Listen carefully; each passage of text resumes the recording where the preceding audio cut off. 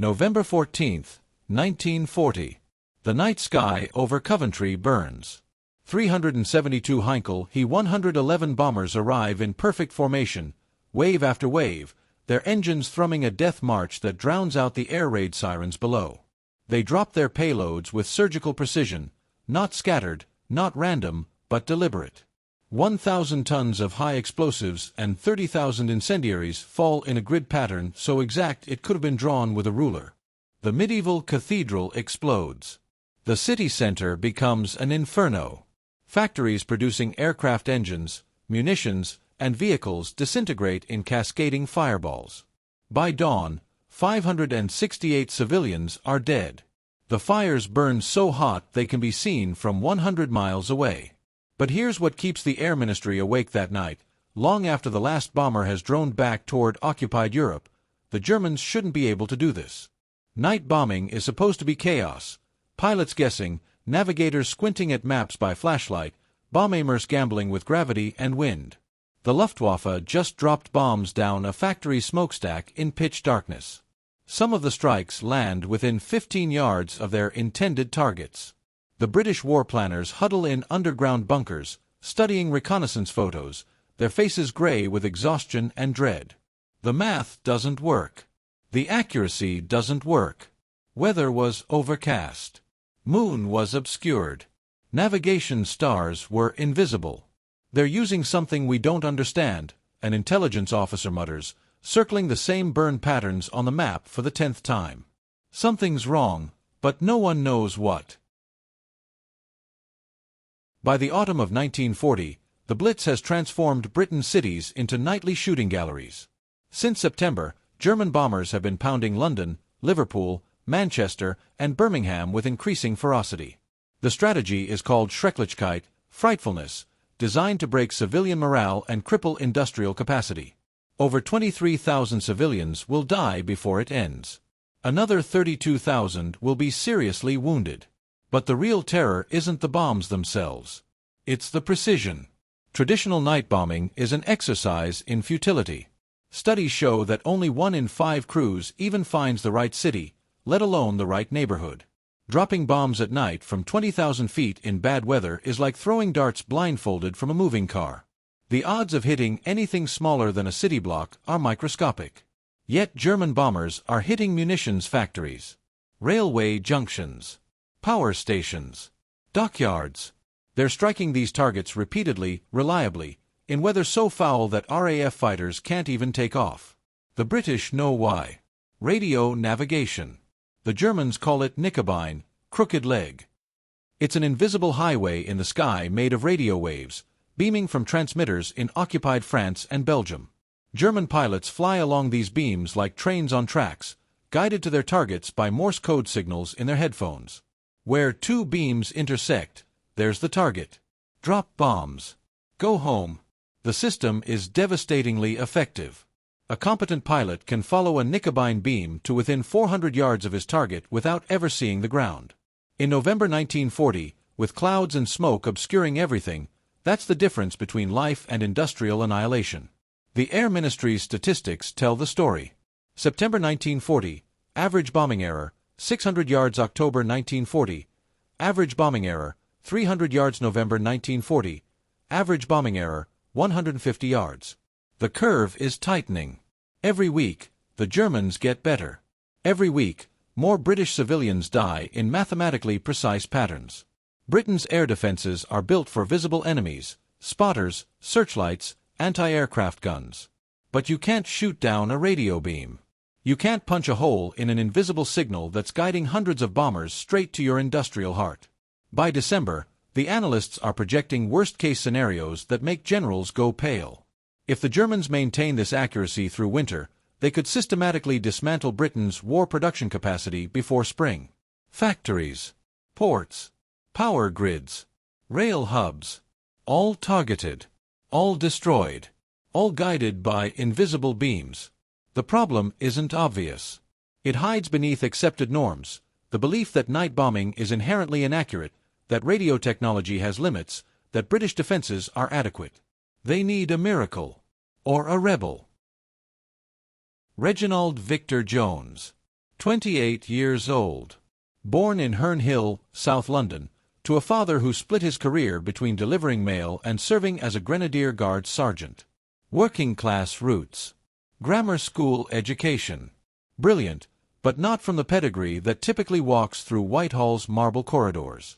At Oxford, he studied physics under Frederick Lindemann, later Lord Cherwell, Churchill's scientific advisor, and demonstrated what his professors called precocious brilliance.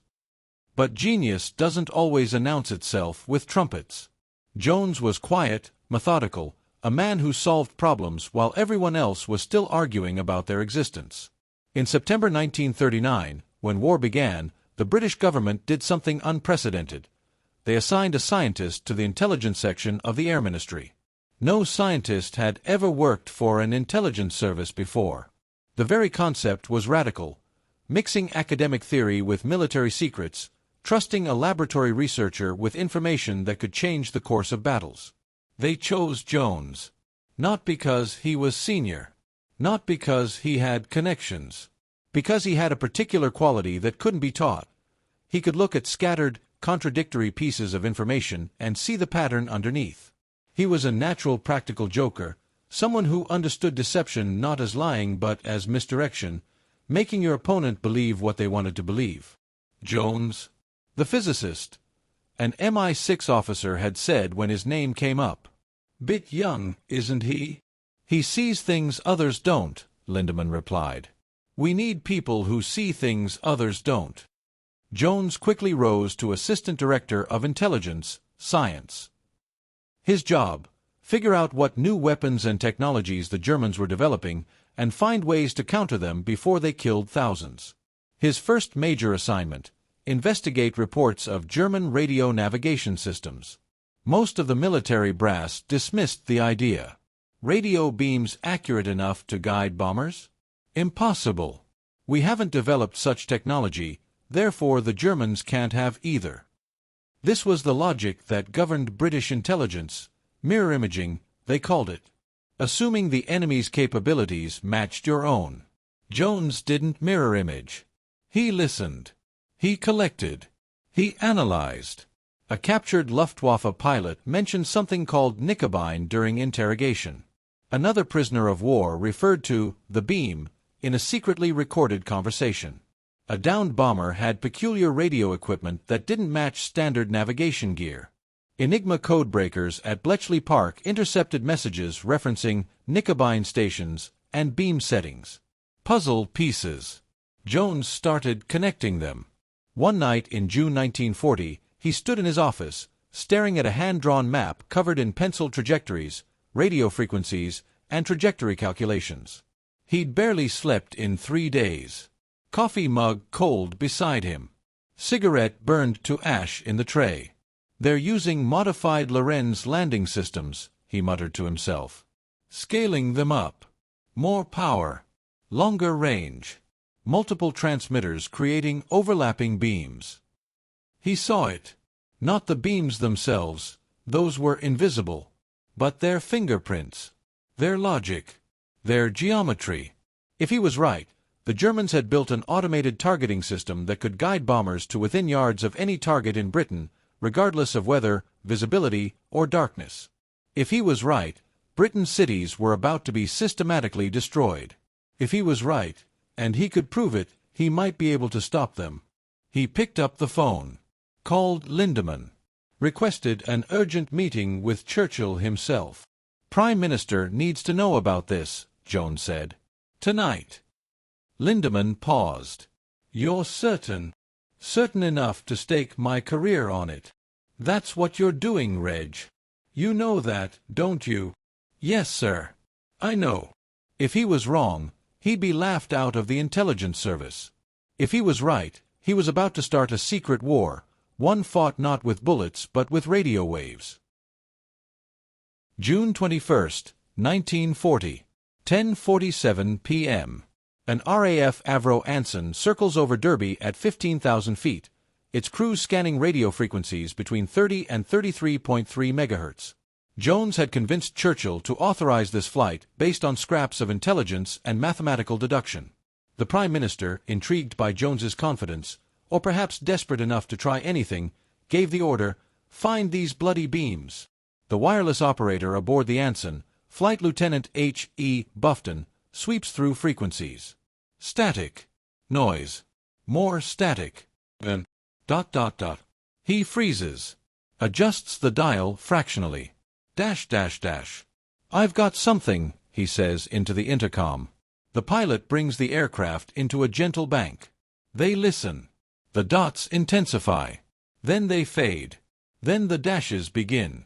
Clear. Distinct. Deliberate. This isn't random interference. This is Morse code. And it's coming from the ground. Bufton plots the bearing. Triangulates. The signal is emanating from somewhere in occupied Europe, probably northern France. And it's not broadcasting at Britain. It's broadcasting across Britain, like an invisible road painted in radio waves. They fly along the signal's path. When they're perfectly aligned with it, the dots and dashes merge into a steady tone, the equi-signal. The center line. The path a bomber would follow. Bufton marks the frequency, 31.5 megahertz. Exactly where Jones predicted. The report hits Jones's desk at dawn. He reads it 3 times. Checks the math. Verifies the coordinates. "We have them," he whispers. But discovering the beams is only step 1. Now he has to bend them. The problem is elegant in its simplicity. German pilots listen for a steady tone. When they hear it, they're on the beam. When they hear dots, they're drifting left. Dashes mean they're drifting right. They correct course until they hear the steady tone again. The beam is narrow, only a few miles wide at the British coast. Miss it by more than that and you're lost. But stay on it and you're guaranteed to reach your target. Jones sits in his office, sketching diagrams. Radio waves. Interference patterns. Signal propagation. "What if," he says aloud, "we don't try to block the signal?" His assistant looks up. "Sir, what if we add to it? Send our own Morse code on the same frequency. Make the pilot think he's on the beam when he's actually drifting off course." That's jamming. Basic electronic countermeasures. No. Jones taps his pencil on the diagram. Jamming is noise. This is deception. We let them hear what they expect to hear. We just make sure what they're hearing is a lie. The idea is audacious. Instead of brute force jamming, flooding the frequency with static to overpower the German signal, they would send carefully timed Morse code to create false equi-signals. A German pilot would hear a steady tone and think he's on target. In reality, he's miles off course, dropping bombs on empty countryside. It's psychological warfare at the speed of light. But there's a problem: precision. The British transmitters have to send dots and dashes at exactly the right timing to sync with the German signal. Too early, too late, wrong frequency, wrong rhythm, any error and the pilot realizes something's wrong. The deception collapses. Jones runs the numbers. They need transmitters capable of overpowering the German signal, which means more wattage. They need operators who can match Morse timing with split-second accuracy. They need to locate the exact frequencies the Germans are using for each raid. And they need to do it without the Germans realizing they're being deceived. If they figure out we're jamming them, Jones explains to Lindemann, they'll just switch frequencies or develop countermeasures. We have to be subtle. Make them think their equipment is malfunctioning. Make them doubt the beams themselves. How long will this deception hold? Jones lights another cigarette. Weeks. Maybe months. Eventually they'll realize. But by then we'll have bought time to develop other defenses. And if it doesn't work, then Coventry was just the beginning. Lindemann authorizes the project. Within days, a secret unit is formed, Number 80 Wing RAF, commanded by Wing Commander Edward Addison, based at Radlett, north of London. Their mission: wage electronic warfare against invisible enemies. The first jammers are crude, electrodiathermy sets hastily requisitioned from hospital wards, modified to broadcast on Luftwaffe frequencies. Later, custom-built transmitters code-named aspirins are deployed across England. Jones provides the frequencies. The operators provide the deception. And the RAF waits to see if a 28-year-old physicist just outsmarted the Luftwaffe. December 16, 1940, 9:34 p.m. The Knickebein transmitter station in Cherbourg, France, begins broadcasting. Frequency 31.5 MHz. Target Birmingham. 160 Luftwaffe bombers are already airborne, climbing into formation over the channel. Their crews tune their receivers to the designated frequency. They hear the familiar pattern: dots on the left, dashes on the right, steady tone in the middle. They enter the beam corridor and turn north. What they don't know is that 70 miles away, in a nondescript building in Radlett, England, a British wireless operator named Robert Cockburn is listening to the exact same signal. Cockburn is bent over his equipment, headphones clamped tight, watching an oscilloscope. He can see the German beam, a rhythmic pulse of dots and dashes, transmitted at precise intervals. "Got them," he says quietly. He throws a switch. A powerful transmitter, one of Jones's aspirins, begins broadcasting on 31.5 MHz. Not static. Not noise. Carefully timed Morse code. Dots that sync perfectly with the German dots. Dashes that align with the German dashes. But slightly stronger. Just enough to overpower the original signal. In the cockpit of a Heinkel bomber over the channel, the pilot hears the steady equi-signal. Perfect. He's on course. The beam is guiding him straight to Birmingham's industrial center. Except the beam isn't coming from Cherbourg anymore. It's coming from Radlett. And it's pointing 5 degrees east of where it should. 5 degrees doesn't sound like much. But over 100 miles, 5 degrees becomes 5 miles. 10 miles. 15. The German bombers follow the false beam. They maintain perfect formation. Their navigators check their instruments. Everything looks correct. The signal is strong. The tone is steady. They drop their bombs. On empty fields. On forests. On small villages with no strategic value. Birmingham's factories continue operating through the night. The anti-aircraft crews wait for the bombers that never arrive. The all-clear sounds before dawn. 0 casualties. 0 damage. In Radlett, Cockburn removes his headphones and rubs his eyes. "How'd we do?" an assistant asks. Only one way to find out. The reconnaissance photos arrive the next morning. Jones spreads them across his desk. Aerial shots of the British countryside, marked with red circles where bombs fell. They're scattered. Random. Nowhere near Birmingham. "My God," Lindemann says, standing beside him. "It actually worked." Jones allows himself a smile. A small one. "It's not about blocking the signal, sir. It's about replacing it with something they trust more than the truth." How long until they realize? That depends on how arrogant they are. The deception continues. Night after night, British operators bend the Knickebein beams. Sometimes subtly, just a few degrees off course.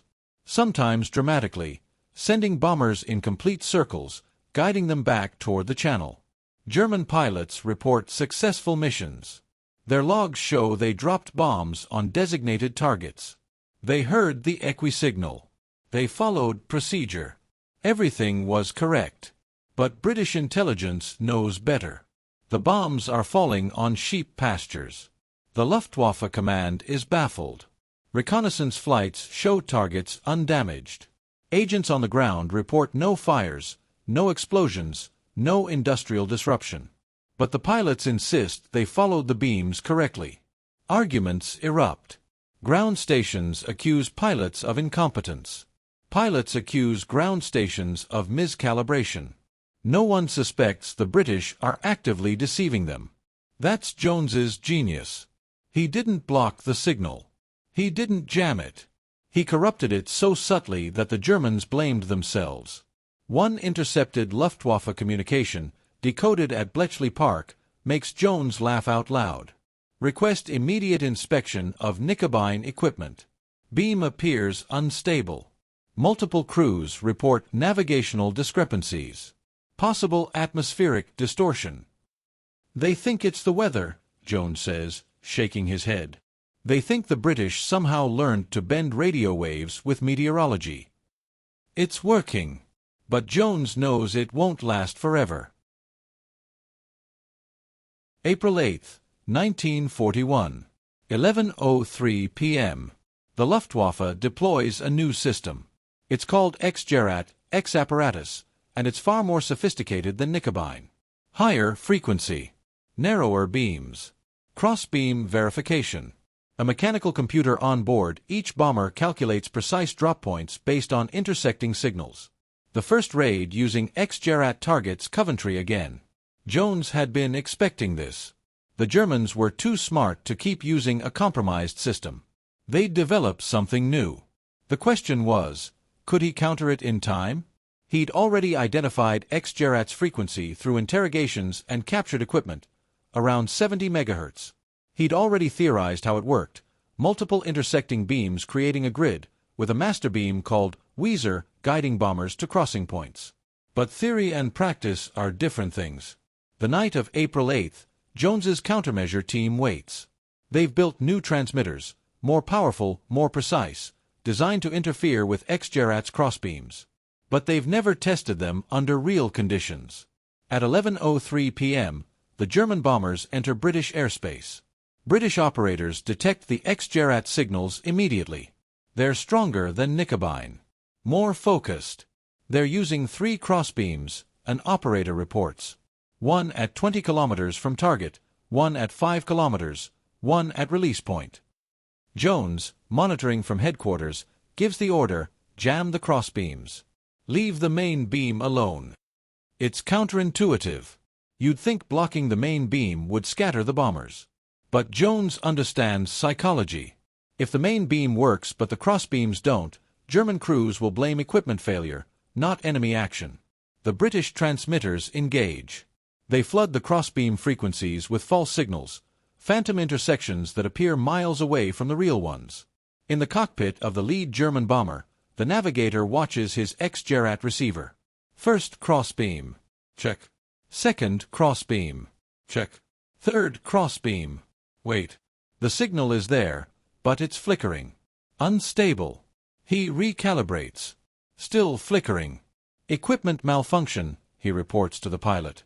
Switching to manual navigation. But manual navigation at night, in clouds, without celestial references, is guesswork. The bomber drops its payload. So do the others in the formation. They're aiming for Coventry's railway junction. They hit a cow pasture 12 miles away. Not all raids are stopped.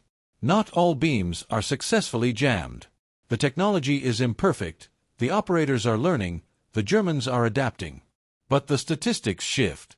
September 1940, pre-jamming Luftwaffe bombing accuracy, 70% within target area. December 1940, Knickebein jamming bombing accuracy, 35% within target area. April 1941, X-Gerät jamming bombing accuracy, 22% within target area. The curve is bending. Not broken, but bending. British factories increase production. Civilian casualties drop. Morale steadies. Jones's deception is working. But he knows the Germans will eventually realize they're being fooled. They'll deploy new systems. He'll have to counter those too. It's an arms race fought in invisible spectrums. Every frequency a battlefield. Every signal a weapon. And Jones, the 28-year-old physicist from South London, is winning. May 1941. The Luftwaffe abruptly halts large-scale night bombing raids against Britain. Not because they've been defeated in the air. Because Hitler redirects his forces east, preparing for the invasion of the Soviet Union. But the statistics tell a different story, one the Germans don't fully understand until after the war. During the height of Knickebein operations, September-November 1940, German bombers averaged 150 civilian casualties per raid. By April 1941, with Jones's countermeasures fully operational, that number had dropped to 47 casualties per raid. 65% reduction. Thousands of British civilians alive because invisible radio signals were bent by invisible radio signals. But the victory isn't simple. It's muddy. Bureaucratic. Senior RAF officers question whether the jamming was even necessary. "We can't prove it worked," one air marshal argues. "Maybe the Germans were just bad pilots." Jones produces decoded intercepts. Luftwaffe communications complaining about beam instability. Ground stations accusing pilots of incompetence. Technical reports recommending abandonment of beam navigation. "They blamed themselves," Jones says quietly. "That's how you know it worked." Churchill, in a rare moment of public acknowledgement, refers to Jones as the man who broke the bloody beams. But in official reports, his name is footnoted. Classified. Redacted. There's no medal ceremony. No newspaper headlines. The work was too secret. The methods too sensitive. Revealing how Britain bent the beams would teach the Germans, and future enemies, how it was done. Jones receives a quiet commendation, Commander of the Order of the British Empire. It's delivered in an unmarked office by a mid-level bureaucrat who doesn't fully understand what Jones did. "Well done," the bureaucrat says, shaking his hand. "Whatever it was you did." Jones smiles. "Thank you. I think." Privately, the respect is deeper. Lindemann writes to him, "Your work saved more lives than any single weapon in this war. The tragedy is that no one will ever know." Churchill, in his personal diary, notes, "The invisible war, fought by invisible men, over invisible battlefields. History will forget them. I won't." The German perspective is darker. After the war, captured Luftwaffe documents reveal the psychological toll. Pilots lost faith in their equipment. Navigators second-guessed every reading. Ground crews were accused of sabotage. The entire Knickebein program was dismantled not because the British destroyed it, but because the Germans thought it was fundamentally flawed. They never realized they'd been deceived. One captured memo, dated June 1941, reads, "Beam navigation systems are unreliable for precision targeting. Recommend return to visual bombing methods only. Atmospheric distortion and equipment instability make radio guidance unfeasible in British operational theater." Jones keeps that memo in his desk drawer for the rest of his life. But there's a cost. Personal. Psychological. Jones spends the rest of the war fighting invisible battles. V-1 flying bombs. V-2 rockets. German radar systems. Each one a new puzzle. Each one requiring deception, counterintelligence, and calculated risk. He barely sleeps. Lives on coffee and cigarettes. Watches thousands die despite his efforts.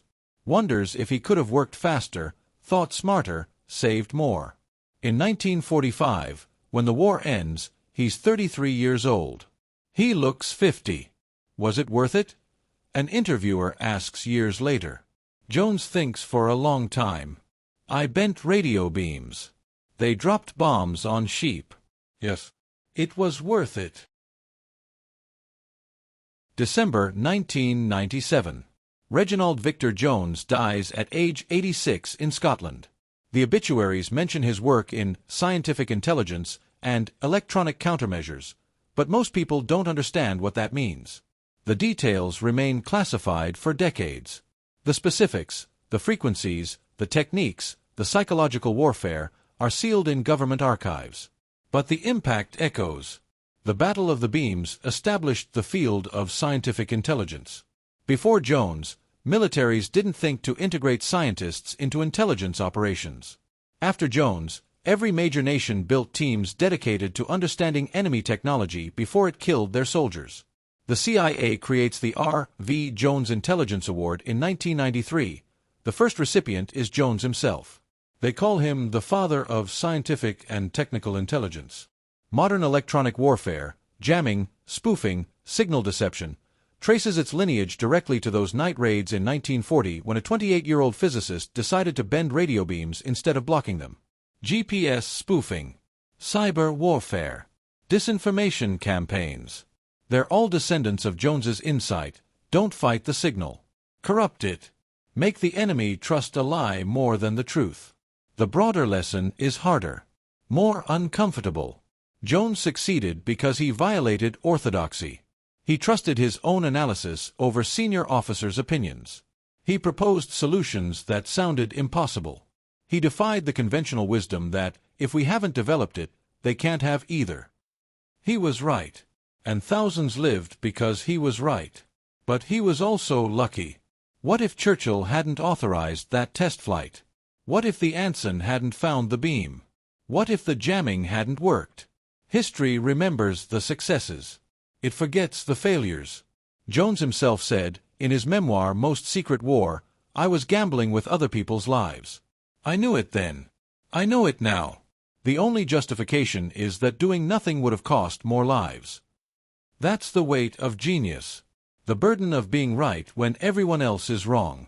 Today, when signals intelligence analysts bend radio waves, when cyber warriors inject false data into enemy systems, when deception operations make adversaries question their own information, they're standing on ground Jones broke. They may not know his name. The work is still classified, still invisible, still fought in electromagnetic spectrums most people can't perceive. But the principle remains. Courage isn't always about firing shots. Sometimes it's about adjusting them. Sometimes heroism is sitting in a bunker, listening to dots and dashes, and sending back dots and dashes that save thousands of lives by making bombers drop high explosives on empty fields instead of sleeping families. Sometimes the most devastating weapon isn't the one that destroys, it's the one that deceives. And sometimes the greatest victories are the ones where the enemy never knows they lost.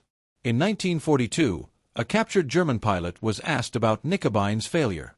He shrugged and said, "The beams just didn't work over England. Something about the island's atmosphere bent the radio waves." He died in 1987, still believing it. That's how perfect deception works. The deceived never know they were deceived. They just think they were unlucky.